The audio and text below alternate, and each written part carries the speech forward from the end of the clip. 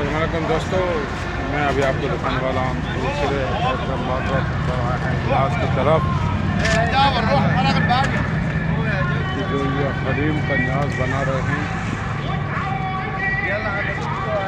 ये बड़ी जगह है, बड़ी तादाद में देखें, दूर दूर तक लगी होगी। इधर से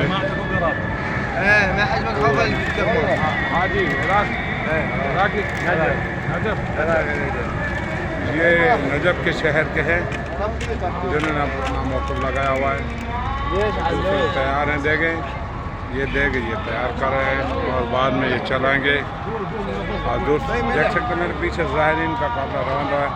इस तरफ एक सड़क ज़ाहिरीन के लिए इन्होंने मुकर्रर कर दी और उस तरफ गाड़ियाँ चल रही हैं पीछे मेरे, देख सकते हैं आप।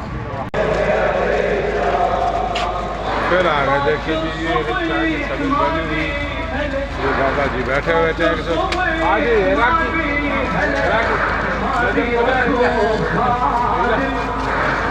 ये यहीं के रहने वाले हैं जनाब, ये देख सकते हैं चाय के